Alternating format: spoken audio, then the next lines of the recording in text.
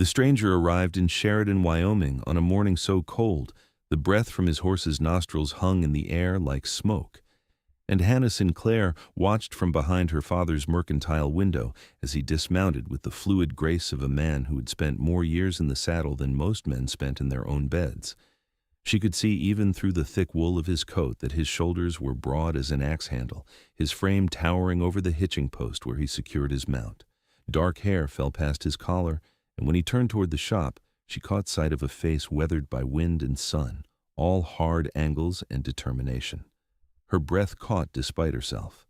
It was September of 1878, and Hannah had lived her entire 20 years in this rough town, nestled against the Bighorn Mountains.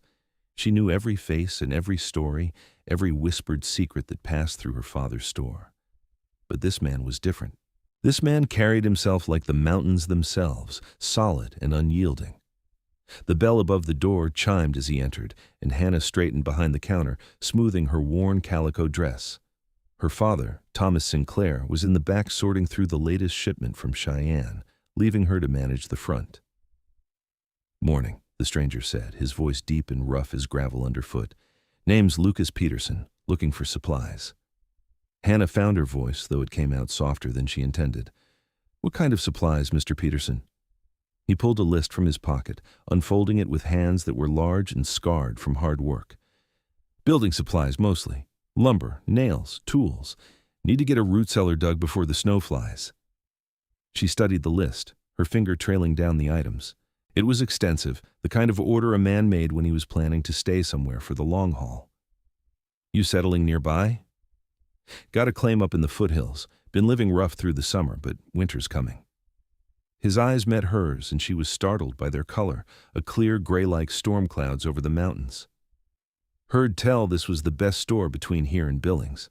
My father keeps a good inventory," Hannah said, pride warming her voice. "We can fill most of this. The lumber might take a few days to prepare." Lucas nodded, his gaze drifting around the well-organized shelves. "That'll work. I'm not in a terrible rush, but I need to get that cellar dug deep before October hits. Last year I was further north, saw a man lose everything because he didn't prepare proper. Froze near to death, and all his stores spoiled or froze solid." There was something in the way he spoke, a practicality mixed with genuine concern that made Hannah warm to him despite the gruff exterior. "You planning to winter alone up there?" The question came out before she could stop it, more personal than a shopkeeper's daughter should ask. But Lucas didn't seem offended. Instead, a hint of something almost like loneliness flickered across his features. "That's the plan," he said simply. "Been on my own most of my life, trapping, hunting, doing what needs doing." Thomas Sinclair emerged from the back then, wiping his hands on his apron. He was a solid man himself, though age had begun to stoop his shoulders and silver his beard. "Hannah, who's this?" "Lucas Peterson, sir," Lucas said, extending his hand. "Looking to outfit for winter." Thomas shook his hand, and Hannah saw her father's eyebrows rise slightly at the strength of the grip. "Peterson, you the fellow who filed that claim up on Copper Creek?" "That's right. Rough country up there. Beautiful, but rough." Thomas took the list, scanning it with practiced eyes. "You know what you are doing, I'll give you that. Most men don't think about root cellars until the first snow's already falling." "Learned that lesson the hard way," Lucas said, rather not repeat it. Over the next hour, Hannah watched as her father and Lucas discussed the specifics of the order, debating the merits of different lumber grades and tool qualities. She noticed how Lucas's hands moved when he talked, strong and capable, and how his face softened slightly when he spoke about the land he had claimed. There was a passion there, buried under the practical exterior, a love for the wild country that she recognized because she felt it herself. She had grown up at the edge of wilderness, had watched the seasons turn with the mountains as her calendar. While other young women dreamed of cities and society, Hannah found her peace in the early morning light on the peaks, in the call of elk during autumn rut, in the absolute silence of fresh snowfall. "Hannah can help you load what we have on hand today," Thomas said finally. "The rest will be ready by Friday." Lucas glanced at her, something questioning in his expression, as if wondering whether she was actually capable of the work. Hannah lifted her chin slightly. She had been helping in the store since she was old enough to count change, and she was stronger than she looked. "I appreciate it," Lucas said. They worked together in the storage area behind the shop, Hannah pointing out where different items were kept, Lucas lifting the heavier pieces with ease. She noticed the play of muscle in his forearms when he hoisted a crate of nails, the way his shoulders strained against his shirt when he hefted a bundle of tools. "You grow up here?" he asked as they worked, surprising her with the question. "Born in this building," she said. "My mother died when I was young. It has just been my father and me since." "That's hard." His voice carried genuine sympathy. "Losing a parent young." "Was it just you and your parents?" she asked, then worried she had overstepped. But Lucas just shook his head. "Orphaned at 8. Bounced around until I was old enough to strike out on my own. The mountains raised me more than any person did." There was no self-pity in his voice, just statement of fact, but Hannah's heart ached for the boy he must have been, alone and struggling. "I'm sorry." "Don't be. Made me what I am." He set down the last crate in his wagon bed, securing it with practiced movements. "Besides, there are worse places to grow up than the wilderness. Teaches you what matters." "What does matter?" The question slipped out and she blushed at her own boldness. Lucas paused, his hands stilling on the rope he was tying. He looked at her fully then, really looked, and Hannah felt something shift in the air between them. Preparation, honesty, knowing your own strength and your own limits. He hesitated. And maybe eventually having someone to share it all with. Her heart hammered in her chest, but before she could respond, her father called from inside the shop. The moment broke, and Lucas tipped his hat to her. "Thank you for the help, Miss Sinclair. I will be back Friday for the rest." She watched him drive away, the wagon rattling over the rutted street, and something in her chest felt tight and strange. Friday came with a cold rain that turned the streets to mud. Hannah had thought about Lucas more than she cared to admit over the intervening days, finding her mind wandering to those storm-gray eyes and capable hands when she should have been focused on inventory or customers. He arrived at midday, rain dripping from his hat brim, and her father greeted him warmly. "Got everything ready for you, Peterson? Hannah, help Mr. Peterson with the lumber, would you?" They loaded the wagon in the rain, working quickly to keep the wood as dry as possible under the oiled tarp Lucas had brought. Water ran down Hannah's face and soaked through her shawl, but she didn't complain. There was something almost exhilarating about working in the weather, about the physical effort of hauling and stacking. When they finished, Lucas looked down at her with something like respect in his eyes. "You work harder than most men I have hired on for help. My father needed help after my mother died. I learned to do what needed doing." She pushed wet hair back from her face. "Same as you." He smiled then, a real smile that transformed his face from merely handsome to something that made her stomach flip. "Same as me," he agreed. "Mr. Peterson," she heard herself say, bold as brass, "how are you planning to dig that root cellar by yourself? It is a two-man job at least, especially if you are going deep enough to keep things from freezing." His smile faded into thoughtfulness. "Plan to manage somehow. Done harder things alone." "I could help?"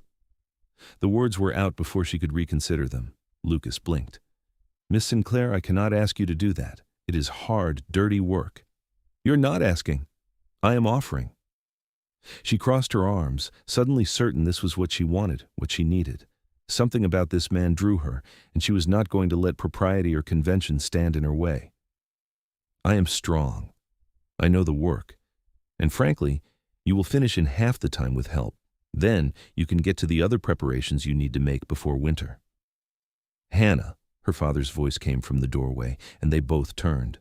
Thomas Sinclair stood there, rain pattering on the awning above him, his expression unreadable. "You sure about this?" She lifted her chin. "Yes, sir." Thomas studied her for a long moment, then turned his gaze to Lucas. "You will be a gentleman." "On my honor, sir," Lucas said immediately. "I would never disrespect your daughter." "Then I suppose she has made her decision." Thomas shook his head slightly, but there was the hint of a smile around his eyes. "She is as stubborn as her mother was. When do you start?" "Monday, if that suits," Lucas said, looking between them with an expression caught between surprise and something warmer. "Monday," Hannah agreed, her heart racing with excitement and nervousness in equal measure. The weekend passed slowly. Hannah prepared work clothes, packed food supplies, and tried to ignore the knowing looks from the few town women who heard about her plans. Most people in Sheridan knew her well enough to know she was not the type for scandal, but she could still hear the whispers. Going off alone with a mountain man she barely knew was not exactly proper behavior for an unmarried woman. But Hannah found she did not care much about proper. She cared about the way her pulse quickened when she thought about Lucas, about the respectful way he had spoken to her father, about the loneliness she had glimpsed beneath his self-sufficient exterior. Monday morning dawned clear and cold, the first real bite of autumn in the air. Lucas arrived at the store just after sunrise, and Hannah was waiting with her pack and tools. Her father pressed a canteen into her hands and kissed her forehead. "Be careful," he said quietly, "and trust your instincts." "I will." The ride up into the foothills took 2 hours, the trail winding through stands of pine and aspen just beginning to turn gold. Lucas rode ahead on his horse while Hannah sat beside him on the wagon seat, and they talked in fits and starts, learning each other's rhythms. She learned he was 28, that he had spent the last decade trapping and prospecting through Montana and Wyoming, that he had finally decided to settle when he found the perfect spot on Copper Creek. He spoke of the land with reverence, describing the way the light hit the water in the mornings, the elk herds that passed through in the fall, the crystalline cold of the creek even in high summer. "Sounds beautiful," Hannah said, and meant it. "It is. I will show you." When they crested the final rise and his claim came into view, Hannah caught her breath. It was beautiful. The cabin Lucas had built sat in a natural clearing, rough-hewn logs chinked tight against the weather, a stone chimney already in place. The creek ran swift and clear about 50 yards away, and beyond it, the mountains rose in waves of green and gray and distant white. "Lucas," she breathed, "this is perfect." He had been watching her face, and now he smiled with unmistakable pride. "Glad you think so." They got to work immediately. Lucas had already marked out where he wanted the cellar, close enough to the cabin to reach easily in deep snow, but far enough that the excavation would not threaten the foundation. The spot he had chosen was slightly elevated, with good drainage. "Smart placement," Hannah observed, and Lucas looked pleased that she had noticed. The work was brutal. They took turns with the pickaxe breaking through the rocky soil, then shoveling out the loosened earth. Hannah's shoulders ached within the first hour, but she gritted her teeth and kept going. She had offered to help, and she was not going to prove herself weak. Lucas noticed her struggling and called for a break. "We have time," he said gently. "No need to kill ourselves the first day." They sat on the cabin's porch, drinking water and eating the bread and cheese Hannah had brought. The silence between them was comfortable, broken only by the sound of the creek and the wind in the pines. "Can I ask you something?" Lucas said after a while. "Of course." "Why did you really offer to help? You do not know me. I could be anyone." Hannah considered her answer carefully. "I could say it is because I believe in being neighborly, or because I know you need the help, but honestly," she turned to look at him, "I wanted to get to know you better. There was something about you when you walked into the shop, something that made me want to know your story." Lucas held her gaze, and in the mountain silence she could hear her own heartbeat. "I felt it too," he admitted. "Figured I was crazy, feeling that way about a woman I just met." "Maybe we are both crazy," Hannah said softly. "Maybe." He reached out slowly, giving her time to pull away, and brushed a smudge of dirt from her cheek. His touch was gentle despite the calluses on his fingers. "But I do not think so." They worked through the week, falling into an easy rhythm. Each morning, Hannah would ride up with fresh supplies from town, and they would dig until exhaustion forced them to stop. The hole grew deeper, the pile of excavated earth higher.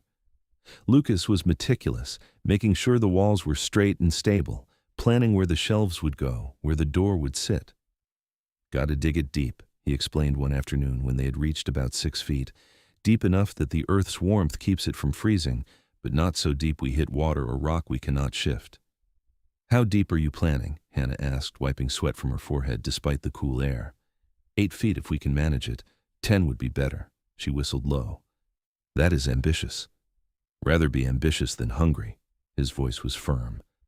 "I have seen what happens when people do not prepare proper, seen families starve, seen children go without. If I am going to make a life here, I am going to do it right." There was something in his intensity that moved her. This was not just about survival for Lucas. It was about building something lasting, something real. As the days passed, they talked about everything and nothing. Hannah told him about growing up in Sheridan, about her mother's death from fever when she was 7, about learning to run the store alongside her father. She spoke of the dreams she had harbored as a girl, wanting to explore the mountains, but knowing her father needed her. Lucas listened with complete attention, asking questions that showed he truly heard her. And in turn, he opened up about his own past. The orphanage in Ohio, the foster families who had seen him as free labor, the day he turned 14 and simply walked away, heading west with nothing but the clothes on his back. "How did you survive?" Hannah asked, amazed. "Learned quick, worked odd jobs, learned to hunt, learned to read the land. Met an old trapper named Red Jack when I was about 16. He took me under his wing, taught me the skills I needed. Spent 5 years with him before he passed. You've been alone since then?" "Mostly. The wilderness is good company. Does not lie, does not judge. It just is." He paused in his digging. "But I have been thinking lately that maybe being alone is not the same as being content." Their eyes met across the deepening hole, and Hannah felt heat that had nothing to do with the physical labor. By the end of the second week, they had reached 9 feet, deeper than Lucas had originally planned. The walls were shored up with timber, and the space was impressive, easily large enough to store provisions for a year or more. "This is incredible," Hannah said, standing at the bottom and looking up at the square of sky above. "You could keep a family fed through the hardest winter with this." "That is the idea." Lucas's voice came from above, and then he was climbing down the ladder to join her.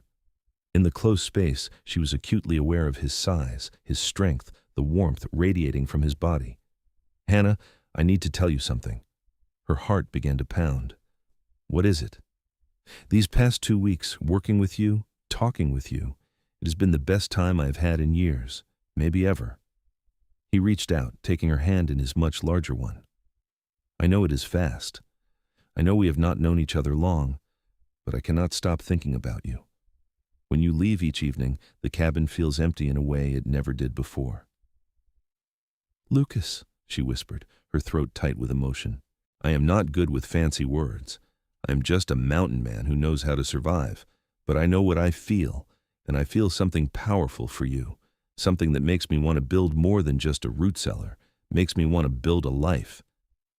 Hannah's eyes burned with tears she refused to let fall. "I feel it too. I have never felt anything like this. My father always said I was too particular, that I would never find a man who suited me because I wanted too much. But you, Lucas, you are everything I did not know I was looking for." He cupped her face in his hands, his touch reverent. "Can I kiss you?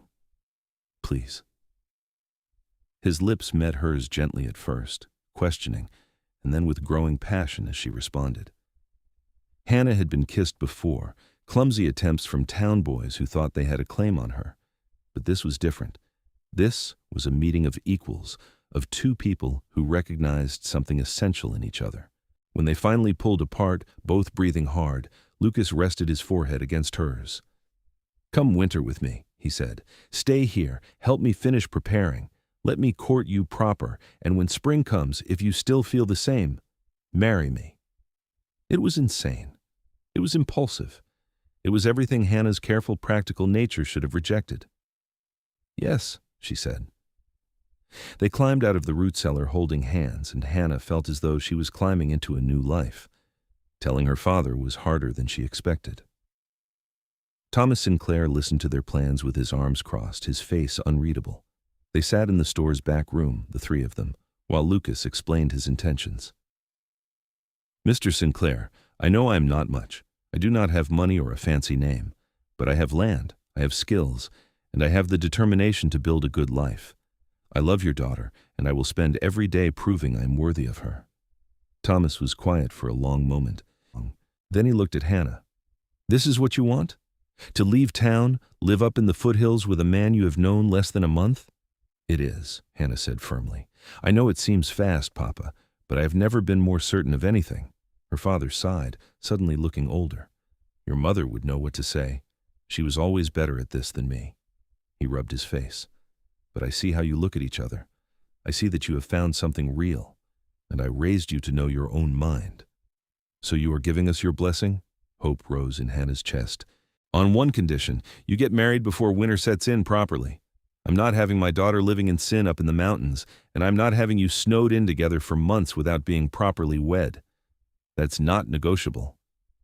Lucas nodded immediately. I would not have it any other way, sir. We can have the ceremony whenever you think best. End of October, Thomas decided.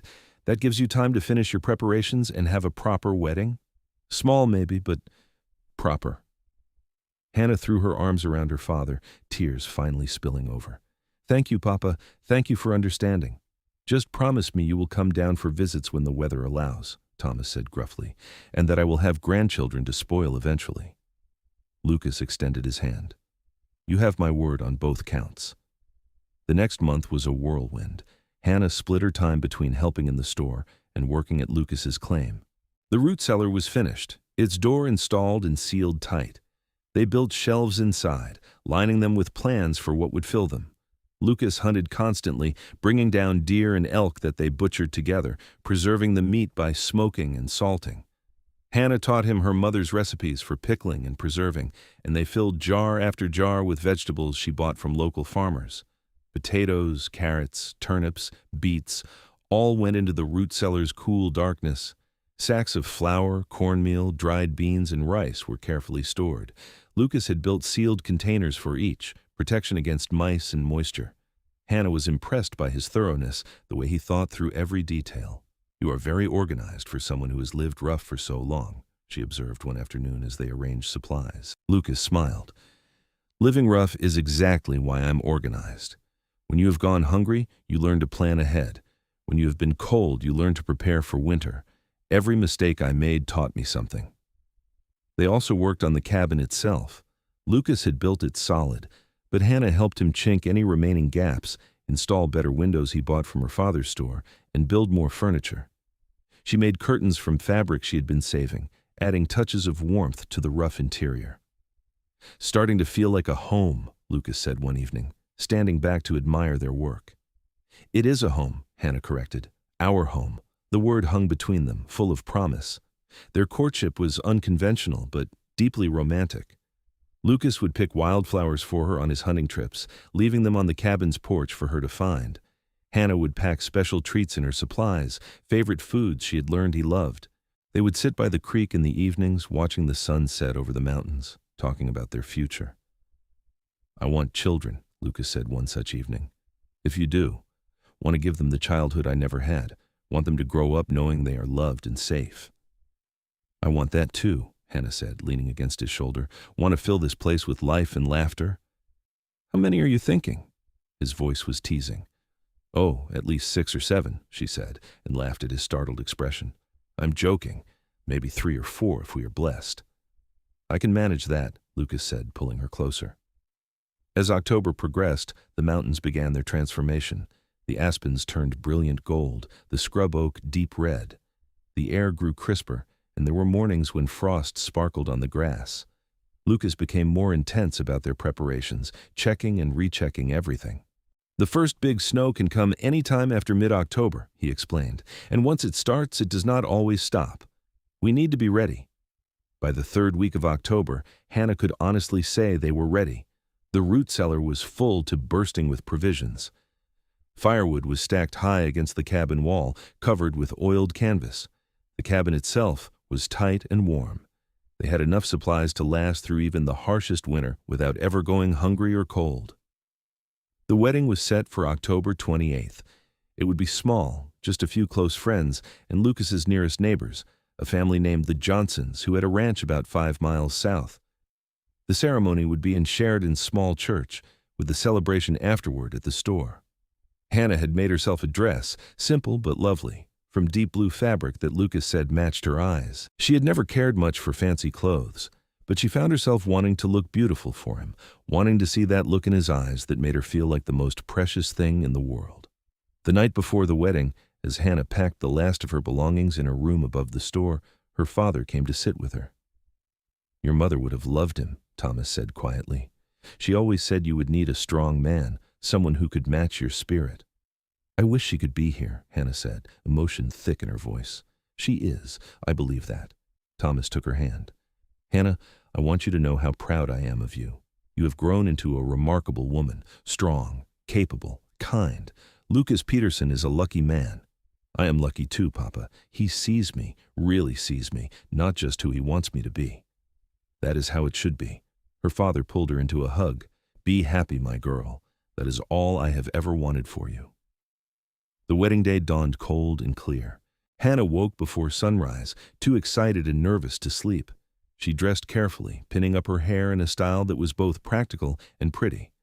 The blue dress fit perfectly, and when she looked in the mirror, she barely recognized herself. She looked radiant, glowing with happiness. The church was tiny but beautifully decorated with the last of the season's flowers. Hannah's hands shook as she stood at the back, her father offering his arm. Then the doors opened, and she saw Lucas waiting at the altar, and everything else fell away. He was wearing new clothes, dark trousers and a white shirt, his long hair tied back. But it was his expression that stole her breath. He looked at her like she was a miracle, like he could not quite believe his fortune. His gray eyes were bright with emotion. The ceremony itself passed in a blur. Hannah heard herself making vows, heard Lucas's deep voice responding. She felt the warmth of his hand as he slid a simple gold ring onto her finger, and she slid a matching one onto his. And then the minister was pronouncing them husband and wife, and Lucas was kissing her with a joy that made her heart soar. The celebration afterward was warm and genuine. The handful of guests ate the food Thomas had prepared, toasting the newlyweds with whiskey and well wishes. The Johnsons were there, Jack and Meredith with their 3 children, promising to check in on the young couple through the winter. You take care of our girl, Thomas said to Lucas, his voice rough with emotion as they prepared to leave. With my life, Lucas promised, and you take care of yourself. We will come down for Christmas if the weather allows. I will hold you to that. Hannah hugged her father tight, breathing in the familiar scent of tobacco and soap that meant home and safety. I love you, Papa. I love you too, Hannah. Now go on. Start your new life. The ride back to the cabin, their cabin now, was magical. The late afternoon sun turned everything golden, and Hannah sat close to Lucas on the wagon seat, her hand in his. They did not talk much, but the silence was comfortable, full of anticipation and joy. When they arrived, Lucas surprised her by scooping her up in his arms and carrying her across the threshold. Hannah laughed, delighted, as he kicked the door shut behind them. Welcome home, Mrs. Peterson, he said, and the sound of her new name sent a thrill through her. I love you, she said, cupping his face in her hands. I love you so much, Lucas. I love you too. Have since the moment you offered to help dig that root cellar, maybe even before that. He carried her to the bed he had built, and they began their marriage in the warm darkness of the cabin, learning each other with tenderness and passion, sealing their vows in the most fundamental way. Later, lying in Lucas's arms, Hannah listened to the wind picking up outside and felt completely at peace. This was where she belonged. This was home.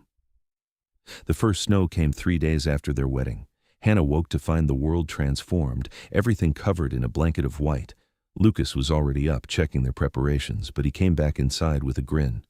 We did it, he said. Everything is secure. We are ready. And they were. As October gave way to November and the snow continued to fall, Hannah discovered the rhythms of mountain winter. She learned to bake bread in the stone oven, to cook the preserved meat and vegetables into hearty stews. She learned to mend and sew by lamplight while Lucas carved and worked leather. They would check the root cellar every few days, retrieving what they needed for meals.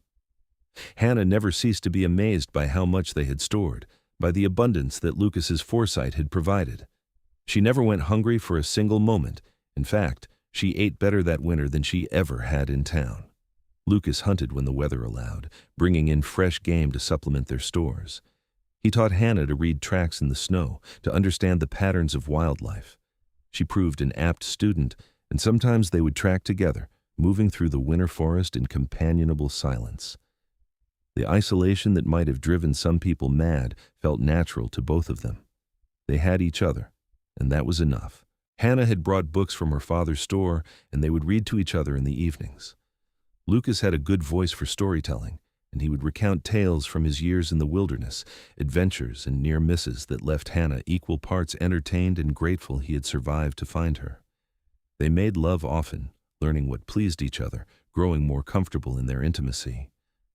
Hannah had been nervous at first, but Lucas was patient and tender, always making sure she felt cherished. And as the weeks passed, she discovered her own passion, her own desires, and Lucas met them with enthusiasm. One evening in late November, as they lay tangled together in the warm aftermath, Lucas traced patterns on her skin and said, "I never knew life could be like this. Never knew I could be this happy." "Neither did I," Hannah admitted. "I thought I was content before. But this, Lucas, this is joy." December brought heavier snows and colder temperatures. The world outside became a landscape of white and gray and the dark green of the pines. But inside the cabin, warmth and love made a sanctuary. Hannah would stand at the window sometimes, watching the snow fall, and feel a deep satisfaction. They were safe. They were prepared. They were together. They celebrated Christmas quietly, just the two of them. Hannah had made Lucas a new shirt, carefully stitched and embroidered with his initials. Lucas gave her a necklace he had made from a piece of elk antler, carved with intricate designs of mountains and trees. It was beautiful, and Hannah wore it constantly. "I wish we could have gotten down to see your father," Lucas said as they shared a special meal Hannah had prepared. "Me too, but we will go in the spring, and it will be all the sweeter for the waiting." She took his hand. "Besides, I'm exactly where I want to be." As winter deepened into January and February, the true test of their preparations came. The snow piled high against the cabin walls. The temperature dropped so low that water left outside froze solid within minutes. They were completely cut off from the outside world, dependent entirely on what they had stored. But they never went hungry. The root cellar kept everything perfectly preserved. The potatoes stayed firm, the carrots crisp, the preserves unspoiled. The dried meat and beans provided protein. The flour and cornmeal gave them bread and porridge. Hannah experimented with recipes, creating variety from their limited ingredients, and Lucas never complained, praising every meal. "You're keeping me well-fed, wife," he would say, patting his stomach with satisfaction. "That was the promise, was it not?" Hannah would tease. "That you dug the root cellar deep before October so I would never go hungry through a single winter?" "And I meant it. We'll mean it every winter for the rest of our lives." It was during one of those long February nights, with the wind howling outside and the fire crackling warm inside, that Hannah realized something had changed. She'd been feeling strange for a few weeks, tired in the mornings, her body feeling different in ways she could not quite articulate. But as she sat there, watching Lucas work on a new chair he was building, understanding dawned. "Lucas," she said softly. He looked up immediately, attuned to every shift in her voice. "What is it? Are you all right?" "I think I'm pregnant." The tools fell from his hands. He crossed the small space in 2 strides, kneeling before her chair and taking her hands in his. "Are you sure?" "Not completely, but I have missed my courses twice now, and I have been feeling different. I think so." A smile spread across his face, transforming it with pure joy. "A baby. Hannah, we are going to have a baby." "Are you happy?" she asked, needing to hear it. "Happy? I am beyond happy. I am terrified and thrilled and grateful all at once." He pressed his face against her stomach, his arms going around her waist. "Thank you. Thank you for this gift." Hannah ran her fingers through his hair, her own eyes wet with tears. "We made this together, you and me. Our love made this child." They held each other for a long time, letting the reality sink in. They were going to be parents. The family they had dreamed of was beginning. As February gave way to March, Hannah's pregnancy became more certain. She felt the changes in her body, the slight swelling of her belly, the increased tenderness. Lucas became even more protective, insisting she rest more, taking over tasks he had previously shared with her. "I am pregnant, not broken," Hannah would protest, but she secretly loved his attentiveness. The snow began to melt in late March, revealing the world again. The creek swelled with runoff, and the first brave birds returned. Lucas was able to hunt more regularly, bringing in fresh meat that Hannah craved. They checked their stores and found they still had plenty remaining, more than enough to see them through until the spring crops and hunting filled the cellar again. "I told you we would never go hungry," Lucas said with satisfaction as they stood in the root cellar, surveying what remained. "You did. You kept your promise completely." Hannah kissed him. "You have kept every promise you made to me." In early April, the trails cleared enough for them to make the journey down to Sheridan. Thomas Sinclair nearly wept when he saw them, pulling them both into fierce hugs. "I was starting to worry," he admitted. "The winter was hard. I kept thinking of you two up there alone." "We were fine, Papa, better than fine." Hannah exchanged a glance with Lucas. "And we have news. You are going to be a grandfather." Thomas went very still. Then his face crumpled with emotion, and he pulled Hannah close. "Your mother would have been so happy, so proud." They stayed in town for a week, helping Thomas with the store and reconnecting with friends. Everyone wanted to hear about their winter, and Lucas found himself telling stories of the storms and the isolation, always emphasizing how well Hannah had managed. "That root cellar your husband dug saved you," one of the older women said knowingly. "Proper preparation makes all the difference between comfort and suffering through a mountain winter." "It did," Hannah agreed. "We never wanted for anything." The Johnsons visited as well, bringing news from their ranch. They had weathered the winter well, too, and Meredith was full of advice for Hannah about pregnancy and childbirth. "You will want to come down before your time," Meredith counseled. "Stay with your father or with us. The doctor is in town, and you will want help when the baby comes." Hannah nodded, knowing it was practical advice, even if part of her wanted to have her baby in the cabin she had made home. They returned to the mountains in mid-April, their wagon loaded with supplies and gifts from Thomas. The ride back felt different now, full of plans and dreams for their growing family. Lucas talked about expanding the cabin, adding a room for the baby, and eventually more rooms for more children. "We will need a bigger root cellar too," he mused. "More mouths to feed means more stores." "One thing at a time," Hannah laughed. "Let us get through this first baby." Spring blossomed into summer. Hannah's belly swelled as the world around them burst into green life. Lucas planted a garden near the cabin, turning soil and starting vegetables that would feed them through the next winter. Hannah helped when she could, though she tired more easily now. She spent long hours preparing for the baby, sewing tiny clothes, making blankets, setting up a cradle Lucas had built with painstaking care. Each kick and flutter from the child within her filled her with wonder and anticipation. "Do you want a boy or a girl?" Lucas asked one evening, his hand resting on her belly, feeling their child move. "I want a healthy baby, that is all." Hannah covered his hand with hers. "Though if I am honest, part of me hopes for a boy first, a son who looks like you, strong and brave. And if it is a girl, she will be strong and brave too. She will have you as her mother. How could she be anything else?" In August, when Hannah was heavily pregnant and uncomfortable in the summer heat, they made the journey back to Sheridan. She would stay with her father until the baby came, and Lucas would go back and forth, maintaining the claim while being close enough to reach her when her time came. It was harder than either of them expected, being apart after months of constant companionship. Lucas came down every few days, staying as long as he could before needing to return to tend the animals and garden. Thomas watched them say goodbye each time and shook his head with a smile. "You two are joined at the heart," he observed. "Never seen anything like it." On a hot September afternoon, Hannah went into labor. Her father sent a boy running to find Lucas while the doctor was summoned. The labor was long and hard, and there were moments when Hannah was certain she could not continue. But then she would think of Lucas riding hell bent toward her, and she would find the strength to keep going. Lucas arrived as sunset painted the sky orange and gold. He bounded up the stairs to where Hannah labored, his face pale with worry. He took her hand and did not let go through the hours that followed.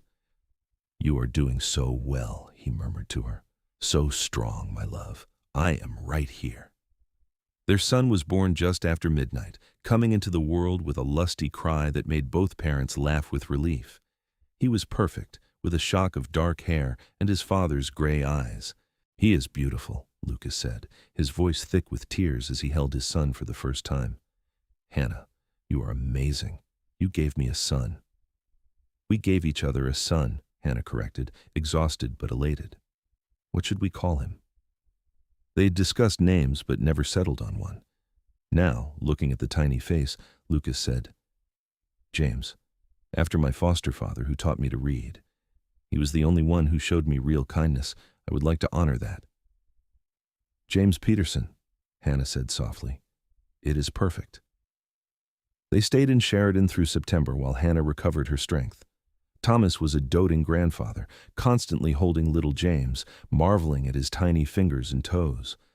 Lucas barely let them out of his sight, protective and devoted in equal measure.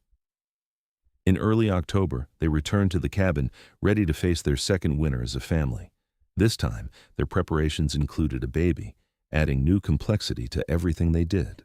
But Lucas had planned ahead, digging the root cellar even deeper over the summer, adding more shelves, storing even more supplies. "This winter we are 3, he said as they worked together, James sleeping in a sling against Hannah's chest. "Next winter, maybe 4 if we are blessed. I will always make sure we are ready. Will always make sure my family never goes hungry." "I know you will," Hannah said, love swelling in her chest. "You have already proven that." The winter of 1879 into 1880 was harder than the previous one, with more snow and colder temperatures. But the cabin was warm, the root cellar was full, and they had little James to fill their days with wonder and exhaustion. Hannah marveled at how Lucas adapted to fatherhood. He would hold his son for hours, singing to him in a surprisingly pleasant voice, telling him stories about the mountains and the animals they shared them with. He would wake in the night for feedings, bringing James to Hannah and then rocking him back to sleep afterward so she could rest. "You are a natural at this," Hannah observed one night, watching him sway gently with James in his arms. "I want to be the father I never had, want him to always know he is loved, always feel safe." Lucas looked down at his son with such tenderness it made Hannah's heart ache. "Want to give him everything I did not have." "You already are," she assured him. That winter, Hannah never went hungry for a single moment. Despite nursing James, despite the increased demands on their supplies, the root cellar provided everything they needed.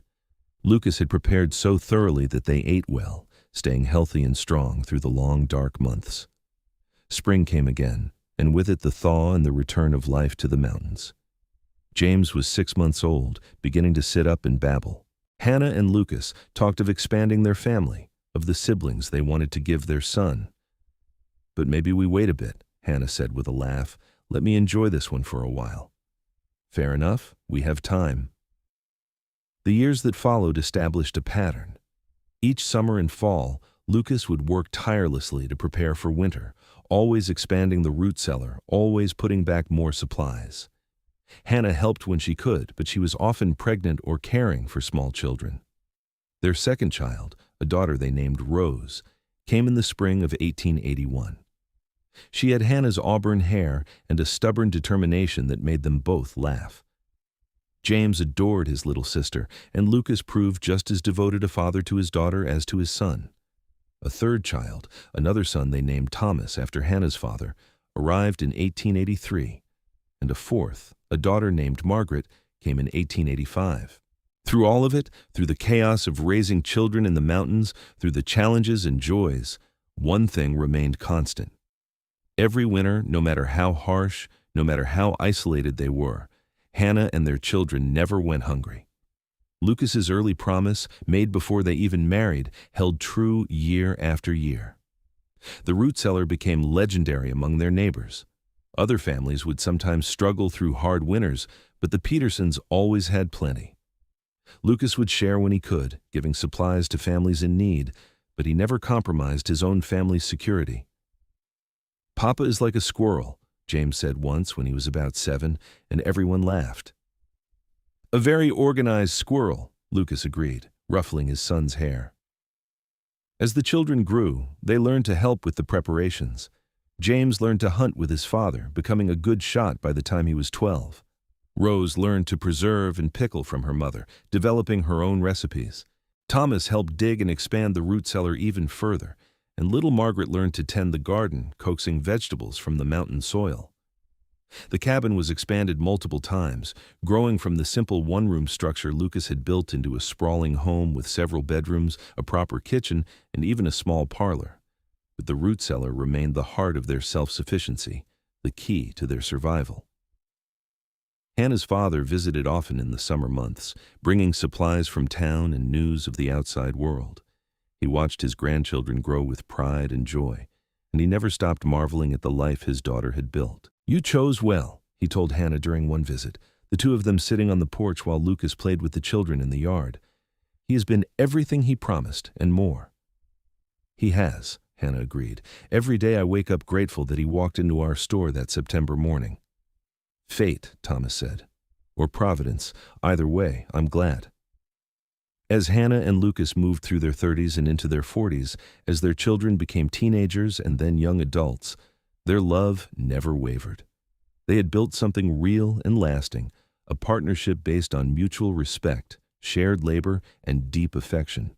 Lucas's hair began to gray at the temples, and Hannah found laugh lines around her eyes, but they were still as drawn to each other as they had been that first winter.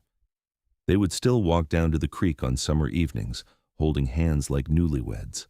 They still stole moments alone when they could, their passion undiminished by time. James was the first to leave, heading to Billings to apprentice as a blacksmith when he was 18. It was hard letting him go, but both parents were proud of his independence. Rose stayed longer, helping her mother until she met a young rancher and married at 20. Thomas took over much of the mountain work from his aging father, proving just as capable and diligent.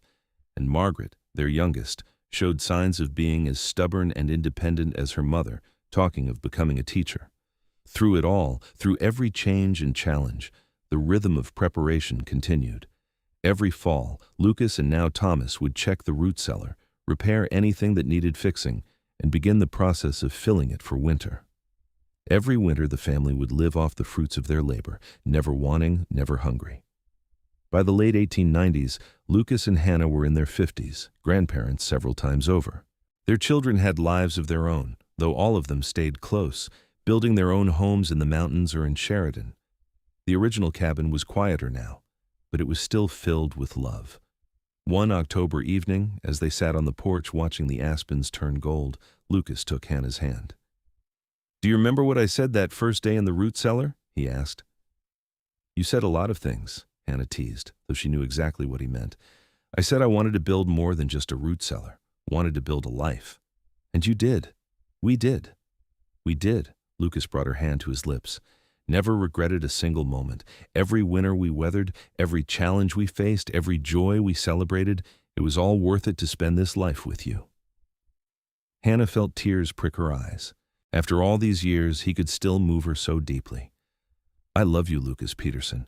Have loved you since you walked into my father's store looking for lumber and nails. And I have loved you since you offered to help dig the root cellar. Maybe before that, when you did not flinch from hard work or question whether you could do it." He pulled her close. "You are the bravest, strongest, most beautiful woman I have ever known." They sat together as the sun set, painting the mountains in shades of orange and purple and gold. Inside, the root cellar was full, prepared for another winter. The cabin was warm and solid, a testament to their years of work, and their hearts were full of memories and love and satisfaction. That winter, their last together, was peaceful. Hannah and Lucas moved a bit slower now, their bodies bearing the marks of decades of hard mountain living. But they were content, sitting by the fire in the evenings, talking about their children and grandchildren, remembering all the years behind them.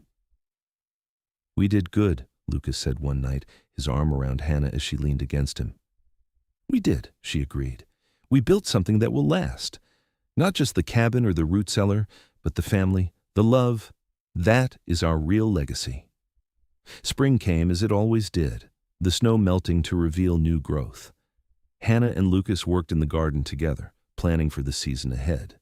They talked about maybe taking a trip to Billings to see James and his family, about building a new shed for Thomas, about teaching their granddaughter to sew like Rose had learned. They were making plans, still looking forward, still building their life together. Lucas passed peacefully in his sleep one night in late May of 1902, his heart simply stopping after a full day of work and a good meal. Hannah woke to find him beside her, peaceful and still, and though her grief was profound, she knew he had lived the life he wanted. He had built his home, raised his family, and never let them go hungry through a single winter. She buried him on the hill above the cabin, with a view of the mountains he had loved so much. Their children and grandchildren gathered for the funeral, and they all shared stories of the man who had been rock solid in his devotion, generous with his knowledge, and unwavering in his love. Hannah lived another 8 years, cared for by her children, but still independent, still strong.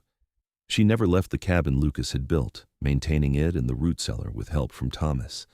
And every winter, even in her old age, she made sure the cellar was full, honoring the promise Lucas had made so long ago. She would tell her grandchildren the story of how she met their grandfather, how he had walked into her father's store looking for supplies to build a root cellar, how she had boldly offered to help. She told them about that first winter together, newly married and learning to live in the mountains. She told them how he had promised she would never go hungry, and how he had kept that promise every day of their life together. He was a man of his word, she would say, and he taught you all to be the same, to prepare, to work hard, to take care of those you love. Hannah passed in her sleep during the winter of 1910, warm in the cabin she had shared with Lucas, the root cellar full below as it had been every winter of their marriage. Her children found her with a smile on her face, and they knew she had gone to join the man she had loved for over 30 years. They buried her beside Lucas on the hill, and the family gathered once more to remember and celebrate. Rose spoke about her mother's strength and kindness. James talked about his father's wisdom and protection. Thomas and Margaret shared memories of growing up in the mountains, of never knowing hunger or want because their parents had worked so hard to provide. They showed us what love looks like, Thomas said, standing between his parents' graves. Not just words or feelings, but action, work, sacrifice, preparation. Papa dug that root cellar deep before October, and Mama never went hungry through a single winter. But more than that, they built a life together based on respect and partnership and devotion. That is the legacy they left us. The family continued to use the cabin for years afterward, keeping it maintained, keeping the root cellar functional. It became a gathering place, a reminder of where they came from and what they were built on. And every time someone descended into that root cellar, cool and dark and still perfectly functional, they remembered the mountain man who had dug it deep before October, and the woman who had loved him enough to help him dig. They remembered how preparation and love had kept them all safe through every winter, how hard work and devotion had built something lasting. They remembered Hannah and Lucas Peterson, and they tried to live with the same integrity, the same commitment, the same fierce protection of those they loved. And on quiet autumn evenings, when the aspens turned gold and the air grew crisp with the promise of winter, the family would swear they could feel their presence still, watching over the land they had claimed, the home they had built, the legacy they had left. Two souls joined so completely that not even death could separate them, forever intertwined with the mountains they had loved and the life they had made together.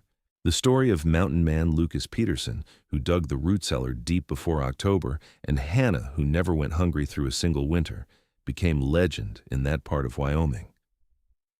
People would point to the hillside with the two graves and tell newcomers about the couple who had loved so well, worked so hard, and built something that lasted far beyond their years. And every time someone prepared for winter, checking their stores and making sure their family would be provided for, they carried forward the lesson Lucas and Hannah had lived by their love translated into action, promises kept through preparation, and the understanding that the deepest expression of devotion is ensuring those you love never want for anything within your power to provide. Their great-grandchildren still tell the story, and the root cellar still stands, a testament to one man's determination to provide for the woman he loved and the family they built together. It stands as a reminder that love is not just emotion, but commitment, not just words, but deeds, not just dreams, but the hard work of making those dreams real. Lucas had dug that root cellar deep before October of 1878, and Hannah had never gone hungry through a single winter of their life together. And in doing so, they had created something far more valuable than just a store of food. They had created a legacy of love that would nourish generations long after the last potato had been eaten and the cellar walls had finally crumbled. That legacy lived on in every couple who chose partnership over independence, preparation over chance, and enduring commitment over fleeting passion. The mountain had raised Lucas, but Hannah had given him a reason to stop wandering and build a home. And together, they had shown everyone who knew them what it meant to love completely, work tirelessly, and never let those you care for go without. That was their story, and it was complete.